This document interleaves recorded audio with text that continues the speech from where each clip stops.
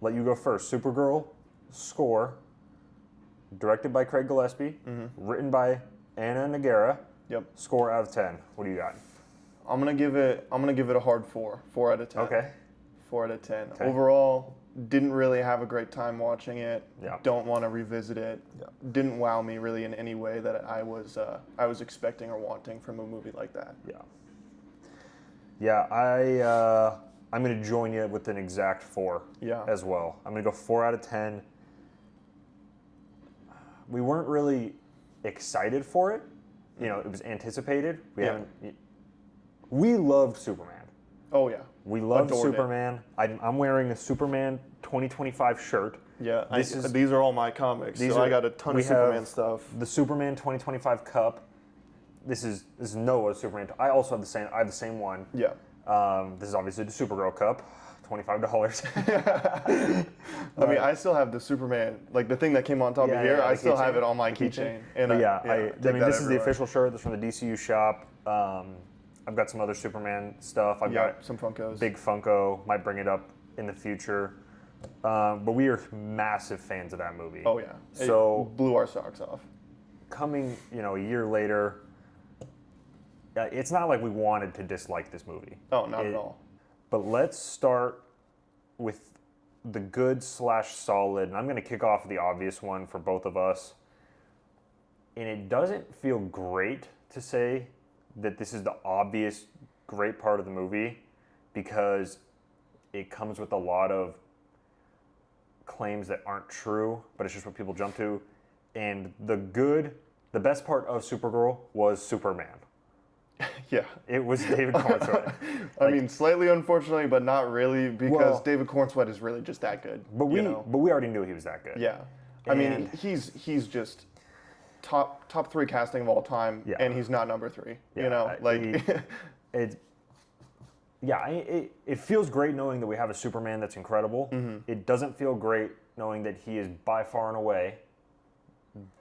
What did he have? 3 scenes. In his 3 scenes, grinning ear to ear. Yep, having a excited. Jolly old time. He's just, and we don't know if these scenes were written by Anna Nagara as well, or if they're written by Gunn, because they seemed exactly like how we saw him in Superman. Very on brand for what we expected from the character. If they're written by Gunn, wouldn't be surprised because it seemed exactly like how Gunn had written him in the past. If they're written by Nagara, that's really impressive because she did a great job carrying that part. Yeah, I feel like I want to lean more towards Gunn, specifically because of how closely he was attached to the script and how much he sung its praises. Yeah. I wouldn't be surprised if he was like, you want to have some Superman scenes in here, like I'll come help out, you know, I'll give you some notes on that. Yeah, I agree.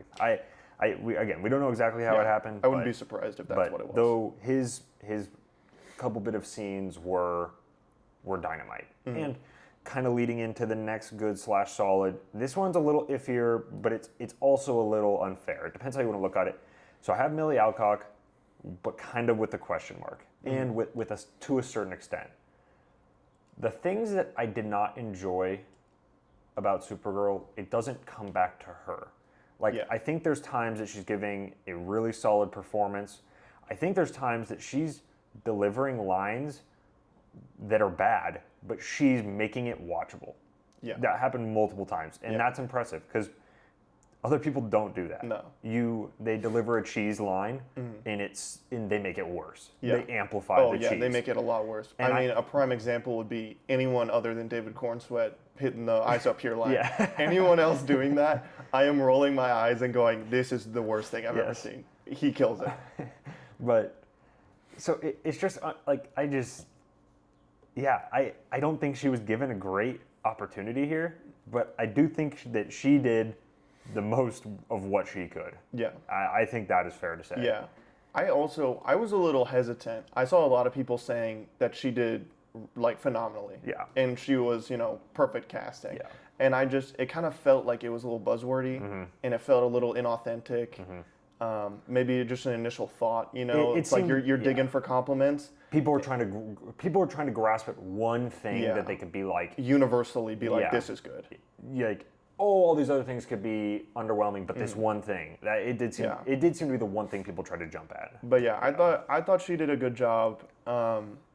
I kind of, in my head, kind of where I landed on it is I was comparing it to Brie Larson and her performance in Captain Marvel. And Brie Larson, no hate to her as an actress. Yeah. She has some great roles. A good actress. Yeah. Also, Academy Award winning actress. No, she's a great actress. Mm-hmm. She phoned it in completely with Captain Marvel. That's a bad performance. Especially the first one. Yeah, I think the first movie. I think for she, sure. I think she definitely tries harder in the second. Yeah.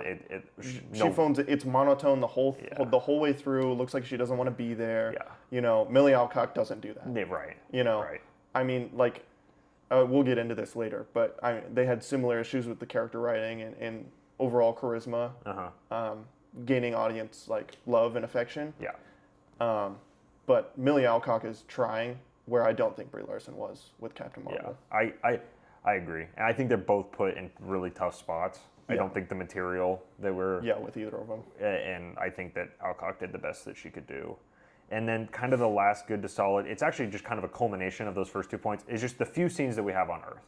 Mm-hmm. When Supergirl crash lands and she meets Clark for the first time. Yeah.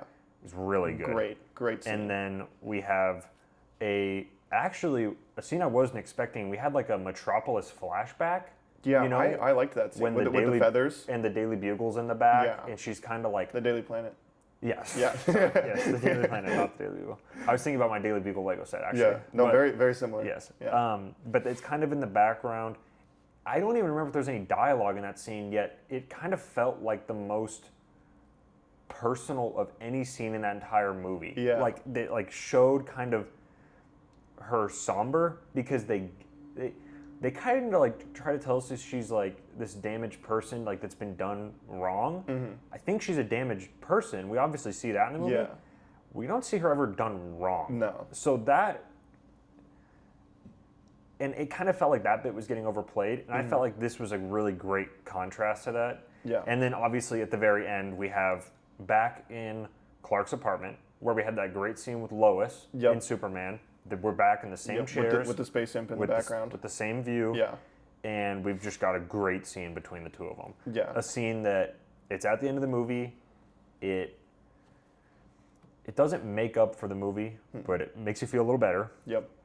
And it gets you excited for Man of Tomorrow. Yeah. Because they're getting at Man of Tomorrow. Yeah. They're both going to be, so yeah. Well, I mean, he basically looks at the audience and goes, she's coming in the next movie. Exactly. You know. But, yeah. And, which is funny, but I mean, I don't mind that kind of stuff. I mean, the MCU does that all the time. It's a post-credit scene that's not at the end of the movie. It's just the end of the movie.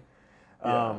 I really, to come back to the Metropolis flashback scene, I thought that was, like, honestly, like one of the best scenes in the movie, where there's hardly any dialogue, if any. I really don't remember. I don't remember there being any. It's the one needle drop that makes sense. Yeah. For me. I think so. And it fits the scene. Yeah. And it has an emotional moment where she's feeling terrible, and then Crypto's just messing around, and then that boosts her spirits, and then that kind of makes you buy their relationship a little bit better. Yeah. Because I mean, this kind of goes on to like a point I have a little bit against the movie, but you don't really have any emotional attachment to Crypto other than the fact that he's just a dog, and you don't want to see a dog get hurt and die. It's pretty general. Yeah. Yeah. Which, I mean, like, that's kind of easy, low-hanging fruit. It is low-hanging fruit. But I feel like you also, like, you should put in a little bit more effort than like, I don't want to see animal die. And we can get into that further in a sec, but we will. Let's get into that further in a second. That's kind of all I had for the good / solid. I don't think you have anything else to kind of touch on there, maybe. I thought, I will say the design of the creatures, you can tell the puppets and stuff, and the makeup and stuff. Sure. Like, this is kind of a double-edged sword. I think it's really great. Mm-hmm. I don't think it lends itself to the movie at all. No, I don't think it fits at all. I agree but it's good work. Yeah. It looks good, and like the alien designs are like unique and interesting. Mm-hmm. But yeah, I would say that's probably my last, like, I think this is like good. No, that's a good point. Because I kind of thought when I was watching it, I was looking at it and I said, okay, that's clearly well done. There's clearly effort put into that. Yeah. I think that they left it a little hollow with those as actual characters. Oh yeah, none of them had any personality. Which I feel like they should have had. Because there's so many comparisons to Guardians of the Galaxy. I feel like we get a lot of those characters. Well, in those little electrical jumping around. Oh ladies, yeah, the little spiders. They looked exactly like characters out of Guardians of the Galaxy. Oh yeah, 100%. Especially Elizabeth Debicki when she's painting gold. Oh yeah, 100%. That looks almost exactly like her. Yeah. So and so that obviously, and that's not exactly what we're talking. We're talking about the alien designs and this, but there's definitely some similarities there. But let's move into what we're going to call the whatever.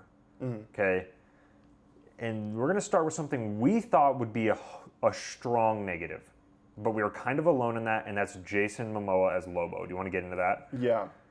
Basically, everyone was saying, this is the greatest casting of all time. He was made for this role. He was born for this. He's going to make this movie incredible. You know, this could be the worst movie of all time, but Jason Momoa is going to make me smile there. You know, people were saying that constantly. Yeah. Online, on YouTube, like literally across all platforms, you know, because like sometimes, you know, like Twitter is super like downer and doomer, and then everything else is a bit lighter. Yeah. You know, but universally, everyone was like, Lobo is the best. Jason Momoa is Lobo. I felt like while he didn't really detract from the movie, every time he showed up, I was kind of like, he's doing it. There's a little bit of a spark. Like there was like he's happy to be there. Yeah, for sure. And he's doing cool stuff most of the time. I think they could have done more. Yeah, true. I think they could have done more. It's a little underwhelming, but like when he's doing stuff, it's cool for the most part. Yeah. He brings energy to the role. He's clearly having a great time. Yeah. But I feel like you don't really stand him as a character. It's more of like a, hey guys, this is Jason Momoa and he wanted to play Lobo instead of, hey guys, this is this really cool DC character Lobo. Yeah. I saw one thing today. It said, I think everyone got too excited about the Lobo thing. They only said his name once in the movie. Yeah. So the average person going into that is probably saying, who the heck is this guy? Yeah, who's this random guy they keep hyping up? Because, to clarify, he's not in the source material. No. This movie is obviously based off of Supergirl, Woman of Tomorrow. Yep. Very solid comic. He's not in it. No. Apparently, Tom King had plans to put him in it, but cut him out of it. Okay. And so that was kind of the justification of, you know, maybe we'll get some retribution with this in the movie. Okay. But I don't really see where he was supposed to be put in the movie. Well, he's another guy. He had maybe 3 scenes. Yeah. He had, this is a little bit of a spoiler, Supergirl would have died if Jason Momoa did not come in and save the day at the end of the movie. Yeah, didn't love that. That part, I don't like things like that. To a certain extent. Obviously, there's going to be examples where that works. I just think in someone's opening movie, them getting saved, especially in the third act climax. In the third act climax, and a lot of the things that people have been celebrating about this movie is that it is very feminist. It's very girl boss. It's something that people really like about this movie. So then you have her kind of getting saved by Mr. Chud Boss, by Lobo. big muscly, big muscly man. Douche. Yeah. I don't know if they thought that one through good enough. Because the other thing is it better if like Ruthie, a little kid, saves her in the moment? Well, probably not. But so I don't know where that line is. You probably just need to put yourself in a position where you didn't have Supergirl get down to her being held at execution point, basically. And it feels kind of like they forced that to happen, too. Right. It didn't really naturally come up of like, oh, she was backed into a corner. It feels like the script kind of was like, we want Lobo to show up and have a cool moment, so we're going to bring Supergirl down a little bit to bring him up. And that's just kind of it wasn't a weird decision. It wasn't amazing by any means. And then our next kind of whatever, we're going to do the stuff on Krypton, the stuff on, what's it called, Argo? Is that Argo City. And, you know, the stuff with Supergirl's parents. David Krumholtz plays her father. Great actor. Great actor. No, some people I don't think know him well enough. He's obviously in the Santa Claus movies, famously. Yes. But then he's, many people did not see, he was in Springsteen last year. Yep, and he was great in that. Very, very few scenes, but he is dynamite incredible in Oppenheimer. Oh, right on the money. Every time he's in Oppenheimer, and this is crazy. Oppenheimer is one of my favorite movies ever. Yeah. But every time it's like a chuckle. It's just like it's just a soft chuckle, like this guy's just getting it. And it's funny because you hear the behind the scenes, and he was trying to imply that Nolan like almost kicked him off the set because he couldn't do what Nolan was trying to give him. Yeah. But I think it was so clear that he's such a good actor. Like what he felt he had to give in those scenes was so perfect for the movie. Yeah.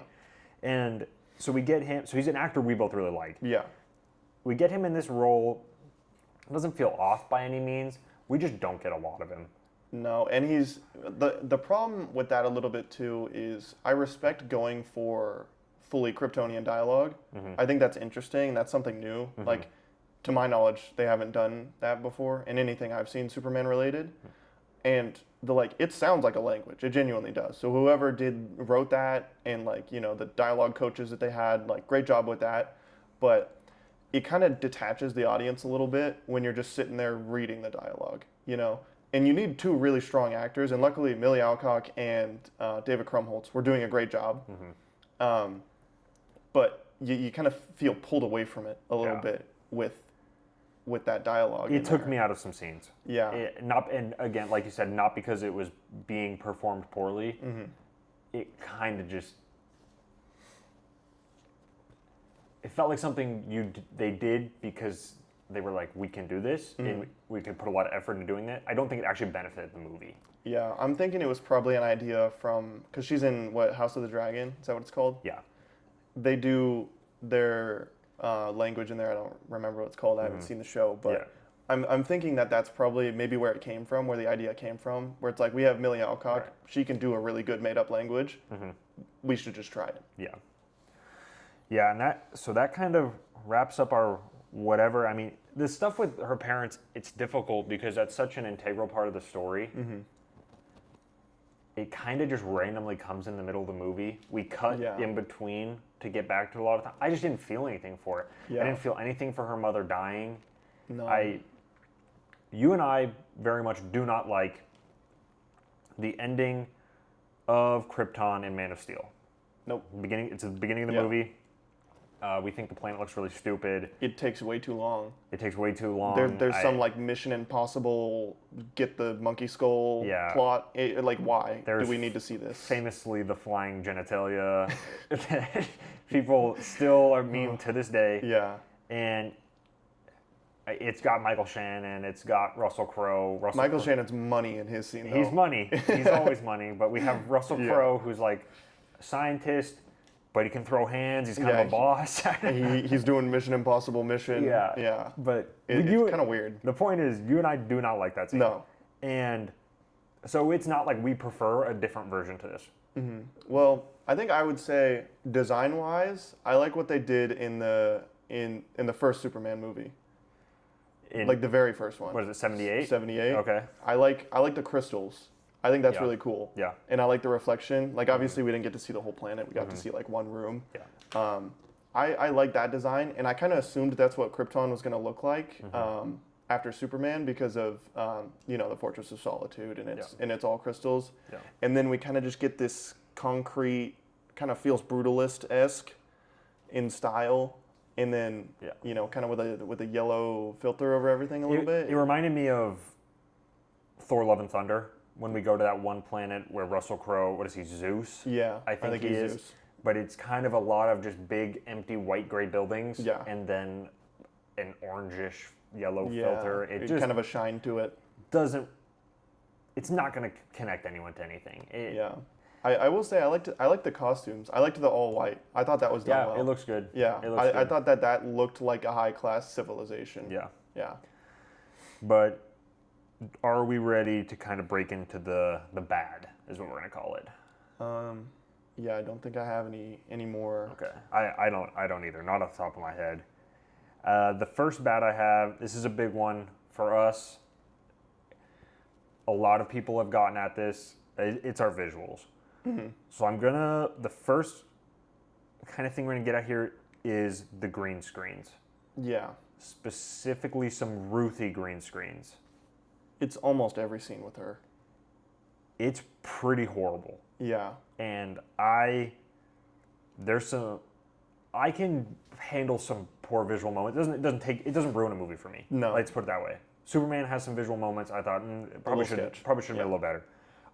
The Flash movie we actually enjoy a little bit has some horrible visual moments. So it does. But the point is, it doesn't ruin a movie for us. No. It's not fun to have. We shouldn't have it, especially with a $175 million movie that they famously stated had over 1 year of post-production. Yeah. You can't have that. No. Well, you can't have it to that effect. like to that level. Because I like we're not talking about just like a scene here and there is like the feathering's a little bit off or the lighting looks a little funky. Like almost every green screen, especially in that third act, is really bad. Just really bad. I don't think there's a single flight scene where I was like, well, I have that. You have that. I don't think there's a single flight scene that looks good. We can, because there's only so much you can do with the green screens other than we can say they're not good. No, they're not well integrated, and I don't know enough about green screens to know what was wrong with it. Well, but it felt like the subject was disconnected from the background. Yeah, and you could really tell when they were on the third act. This final battle's on like the ship. When they're on top and the sun and the lighting's bright, it looks better. A lot better. Yeah. But when it gets murky, kind of smoky, and they get the dust, it reminds me of much work, because Thor: Love and Thunder, or not Love and Thunder, sorry, Thor: The Dark World, also reminds me a lot of that. It looks better, but it's the same. It's not appealing to the eyes. No. Well, and it's the same thing with the dust. The dust green screens in that movie are rough. Yeah. Like the scenes that you have at the end of the movie with Malekith. Yeah. So that's kind of going to lead us into, I just put down bland colors. Yeah. The source material, you can kind of see in the cover, that's kind of just the tip of the iceberg.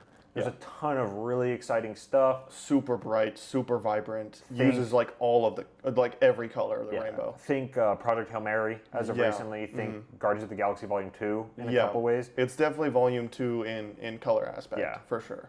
And we don't get that one bit. Not at all. Not one scene of it. Not at all. Literally not a singular scene of it. Maybe the bar kind of. At the very beginning. I don't think it looked. I didn't enjoy that scene. I didn't enjoy how it looked that much either. Yeah, that's the most colorful scene in the movie. It's a dark dive bar. People are calling it Space Mad Max. I don't think that's a good thing. No. I wish like what we had here works. Yeah. Space Mad Max. We don't. Why? Well, why? The whole point of Mad Max is that Australia is a wasteland. And it's really mundane. Well, that's what they film it. And it's literally where they dusty. It. So like, I don't understand. Like, why would you want to do that in space? I don't know. Like, space is cool. You could do anything in space. There's infinite creativity. Why would you lock yourself to the deserts of Australia? I don't know. I don't even know the next time that we can even explore this, because Man of Tomorrow, set in Metropolis. Which I prefer the Metropolis setting to the space setting. Yeah. Well, especially early on. There's so much potential It's just there. it's easier to connect to. Yeah. And then I believe someone said that this untitled DC movie that Melly Alcock Supergirl is also going to be in. Yep. Someone said it's also going to be Metropolis centered. I don't know if that's true or not, but that's also been said. So we don't actually know when we're going to, because it's not going to be in the Lanterns TV show. We're not going to explore. Definitely not. They said very loudly and very to the disdain of a lot of people. Yeah. So obviously that it's Earthbound. So we simply just don't know. Yeah. And let's move into this last kind of point I have with visuals. You brought it up. It's the close-up forehead flight scenes. They just take it out of the movie. It just doesn't work. It comes out of nowhere. It just doesn't work. You're watching the movie and because there's some flight scenes where, let's use a visual example here. You're the camera and you're watching her fly like that. And it's not perfect, but it looks fine. Not too bad. And then we cut and it's like right there. Literally right in the face. Nobody liked them with Superman, yet these ones were more in her forehead. Yeah. I can't even explain it. The whole frame was like her head, and then you could barely see her body. It was that close. I thought it just looked so bad. And the way it was integrated too, like it would be a little bit more forgiving if it looked good, but it's just like, oh, that's just kind of a shot I don't really like. Like with Superman, most of the time it was just a shot I don't like, but it was integrated well enough. Yeah. Aside from like one. Yeah. But it's horrifically integrated. It's not pivotal to the plot at all, and it looks awful. It's just a bad shot. Yeah. Just through and through, just doesn't look good. Absolutely. And they do it, I think, twice at least. It's at the end of the movie. Yeah. I believe it's twice as well. It's not good. So that's kind of the visuals are, and we could harp on the visuals for an hour. Oh, yeah. It's just not very good. We just go back and forth. Let's kind of move in to our story. As we've mentioned a couple times now, Supergirl was originally titled Woman of Tomorrow. It is heavily based on Supergirl, Woman of Tomorrow. Even with that, though, when you kind of get asked, the story, do you connect to it? Where even is it sometimes? No, you don't connect to it. And where is it sometimes? And how come we're jumping into child trafficking? Yeah. Kid trafficking? But we're going to say that, but then we're not going to dig into it at all. No, we're just going to state it. We want kids because we want to keep our bloodline going of having all men. It's just a crazy thing to say and not go deeper on. Yeah. Well, my problem with it is I don't see any problem with like having child trafficking like in a movie. Obviously, No. I don't have a problem with that. I have a problem with their justification is very strange because we don't really like they're called the Brigands, but we don't know if Brigands is a race. We don't know if it's a species. We don't know if it's this clan or anything. And we're told that the Brigands want an all-men group. They don't specify, any of what I just listed. And that's why they kidnap children, specifically girls, is to keep them going. And that just doesn't make you need, like, I don't think you need to justify child trafficking, because, like, some people are just sick. But you have to have, like, if you outline it like that, you should give me a little bit more insight into what the villains are, what they do, why they do what they do. Yeah, there's a scene where Krem, which that's a different issue in itself, is Krem. That'll come after. He's certainly underwhelming in the source material. He's substantially worse in the movie. Where he's chasing after a girl because a deal goes wrong. And the parents go to find the girl and slices the father, slices the mom, then finds the girl, cuts her neck, and then he's like amped up, hyped because he did it. And it's just like, he's bad to be bad. And that's just not interesting. No. There's just no insight to him as a character. And that scene just wraps up who he is in this movie through and through. Oh yeah, completely. You can watch that one scene and show it to someone and say, this is who this character is. There's nothing else you need to know about him. This is all he is. And and it's hard, that clouds a lot of it, I think.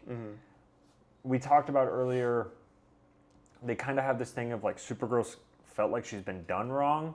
But then we don't know how. We know her planet is gone. Her people are gone. She kind of feels lost.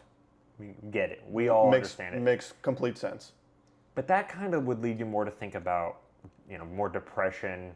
Just doesn't want to do anything. But, she's talking about how Clark sees the good in people. She sees the truth. That line just does not make sense for what we are presented in the movie. Yeah. Well, it doesn't land if you don't have. Why does she distrust people? It's not like someone betrayed Krypton and blew it up. No. Krypton blew up. It's not like someone betrayed Argo and had everyone on Argo die. She sees the actual person in people. Like she sees the truth. What does that mean? Where does that come from? The line doesn't make any sense because Clark would have fought the exact same people she fought in the movie. Yeah. The line to me seems like something that is written in mind for putting a trailer out. And then it very much was the prominent line of, I believe, the first trailer. And it's actually delivered better in the movie than it is in the trailer. In the trailer, it's horrible in my opinion. I mean, I think in the trailer, they made that line, they intentionally, when they were shooting the movie, they made an accentuated, because she says it with some oomph in the trailer. She says it real aggressively. I think it's an alternate take than it is in the movie. And in the movie, she's pretty soft with it. And I think that's why the take is better in the movie. There's a conversation with Ruthie, right? She was sitting there, Yeah, it's when they get to the house with the family, with the missing daughter. And that's kind of going to carry us into our next point, dialogue. And I'm going to give an example here. there's other ones like this in the movie. This one's kind of towards the end of the movie. To me, it symbolizes why this stuff is not working with people. Yeah. And it's Supergirl and Krem interact, and she says, "We haven't been formally introduced. I'm the bitch whose dog you shot." In the third act climax, and I can't even call it it's just a bad line. I don't think anyone could deliver that line and I'd be like, nice. Yeah. You like money. Yeah. That's a good line. Yeah. I could feel the people around us in the theater literally cringe. Tense up. Yeah. And that's not the whole movie, but those lines themselves are so emphasized in the movie. It's the stuff you remember. Yeah. And I think there's probably about 3 or 4 of those I'd say sprinkled throughout the whole movie. Oh, yeah. Would you agree? Yeah. And every time it's like, wow. It's just rough to listen to. Yeah. I think specifically the dialogue. There's a lot of times where I was watching and something was said, and I was like, okay, I believe this character thinks this, but why? Right. You haven't shown me why. And that like she bounces back and forth pretty often between I am so sad that my dog is dying and I'm just a funny, careless, whimsical girl. And it jumps between those. Yeah. Like for example, immediately after they leave, right? She yells at Ruthie leaving the planet. She's like, "Stay here, look after my dog. Like, don't follow me. You know, you're gonna get in the way." And then they have the scene on the bus, right? And then immediately after that, she goes and eats worm poop popcorn in a Slurpee. Like, there's no urgency. That was weird.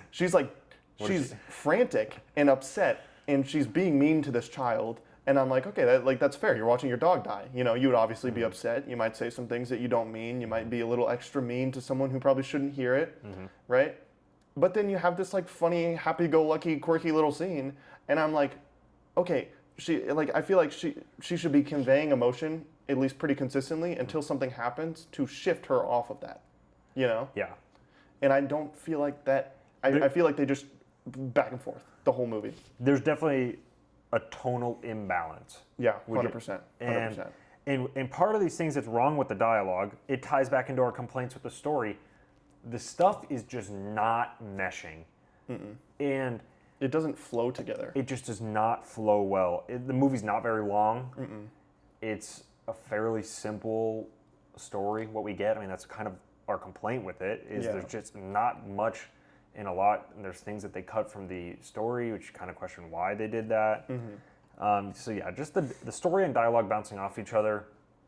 I think you can feel maybe the director didn't love the script maybe as much as James Gunn loved the script. Yeah. Maybe they had a slightly different adaptation in mind. Maybe. We don't really know. But the point is, they don't flow together very well. No. It feels like two different things kind of going on at the same time, and it kind of feels like a little bit of a push and a pull. Yeah, I agree. Yeah. Now, do we want to get into the needle drop? I will say, before we get to the needle drop, I would like to say that this movie, its soundtrack has at least 10 songs in it. Like, at least. Really? I honestly don't even remember. It's like every scene at the beginning, and then it takes a break somewhere in the second act, and then it's like 4 scenes in a row at the end. Yeah. And it's exhausting. But the Blondie song's not even in it. That baffled me. I was watching the movie and I was like, you put this in everything. You integrated this song essentially into a pseudo score for your trailer, and you don't even hint at it in the movie. I told you I didn't like that. Yeah. However, I still think that song works a lot better than other. Oh my gosh. That's just this movie famously. I mean, if we're talking about music, changed composers 3 times. Yeah. That's unheard of for a movie. And you can see that in the movie. And someone today said, that is a clear sign. You know, we haven't worked in the industry. Nope. So we kind of have to take some people. I'm not going to name drop everyone. But the point is, they just said that's kind of a sign of people were disagreeing in the editing room, which makes sense. Why? Yeah. Well, I mean, that goes back to the tone thing. Yeah. Where, music conveys emotion a lot of the time. So if you can't stick on an emotion, obviously your composers are going to be lost. I mean, we've been following movies for years now. I can't remember a time, and I'm sure it's happened. I just can't remember a time a composer has dropped out of a movie while it's been filming. Yeah. Let alone it that's happening crazy. another time. Yeah. I mean, having 3 different composers work on a movie, it's crazy. It's crazy. Especially with the big composers. I mean, they do so many movies. Like, it's not like you're trying to nail down an actor who's real busy or a director that's really busy. You know, like composers, like they love it. They live for it. Like, think about how many movies Hans Zimmer's done or Daniel Pemberton. Like those Pemberton's guys. popping up everywhere now. Yeah, that's what I'm saying. Those guys just do every movie, and it doesn't matter, big, small. You know, they'll do anything. Yeah. So the fact that you went through 3 is like insane to me. Yeah, I actually hope that story comes out because I'd love to know the middleman, the second one that came in and was like, yeah, I'll take that job, and what was, they knew that someone had already left. Like, what was the breaking point for them? Yeah, what made him What dip? is going on? Like, but anyway, the needle drop, everyone's gonna harp on it, so we don't need to harp on it too much, other than to the fact it's bad. It's hilariously bad. It's a cover of a song, and that song shouldn't even. The regular version of that song shouldn't even be used, let alone this very goofy cover. Yeah. People are saying that that's how Ruthie is feeling while watching Supergirl fight. I don't like that explanation. It doesn't make me like it more. Where are you at with that? I don't think it fits. This comes back to the tone thing. I feel like we're just going to keep coming back to that, but I think that song, because it's funny. The day before I watched the movie, I heard that song just on suggestion, and I heard it. So when I when I heard it come on, I was like, "There's no way," because like the original version is not like slow and somber like the movie is. Yeah. If for anyone who doesn't know, it's The Middle by Jimmy Eat World, and it's very like spunky early 2000s, you know, and it comes on, and I think people call it singing in cursive, where it's kind of like the Halsey, you know, where they like, you know, she pronounces words a little weird. Yeah. And it comes on. There's and a little more drama to it. Yeah. And it's slow. Yeah. And it's like that Nirvana cover from the Black Widow movie. I was literally about to say it sounds, but that one is so much better. Yeah. That one is. It's worse, and I don't think it's performed poorly or anything. Like I don't think whoever sung it was like, you know, like bad at singing, obviously. No. But I don't think it fits the scene. I don't think it fits the movie, and I don't think a cover of that song in that style should exist. Like I don't understand like why that's not should exist, but should be in Supergirl. I'm not sure there was ever a moment in the movie where it should have been played, let alone the slow motion third act action scene. And that's going to lead us into a next bad for us, and it is action scenes, or maybe the lack thereof of them, or just the intrigue with them. There's nothing there. With Superman, we had the slow motion saving people. That was incredible. We had oh my gosh. the fighting the big ugly chubber that got destroyed by the kaiju. Got destroyed by Mr. Terrific. Yeah. You know, the stomach bombs. We had obviously the scene with the engineer where they wrap him up and he's fighting Ultraman as well. Oh yeah, and he flies into the atmosphere out of the atmosphere. Then he has 1v1 fights with Ultraman, and they're the world splitting. They're just epic. Yeah. And what do we have here? Some bar fights, fighting some thugs, using that little jump around thing, and then just like the swinging stuff at the very end, fighting the Krem people, and then it's just like it's not like it looks horrible. I don't want to, but it's just like it's not very. It's never going to be iconic, that's for sure. It's not impactful. But you're not going to see.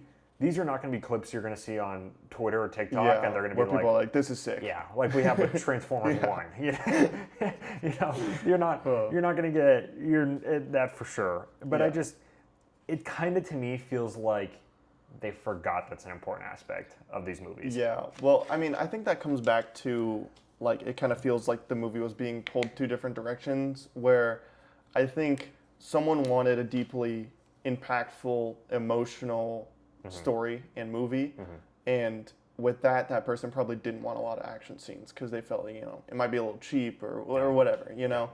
And I feel like putting Lobo in there could have supplemented that. Right. and I feel like he could have aided in that way, and that might have been the idea. Again, I don't know. I think it was the idea. Yeah. Yeah, because I mean, in the comic, you have Supergirl. She's clearly putting on a front for this child to not make her scared or sad or anything, but you can tell she's like deeply wounded inside, and you can tell it's a front. And since Ruthie's a child, obviously she's not going to be able to see that. Yeah. And I feel like there was an attempt for that probably early on, and it just got lost. It just got lost at some point. And so you have these supplemental action scenes that feel wacky and completely off tone.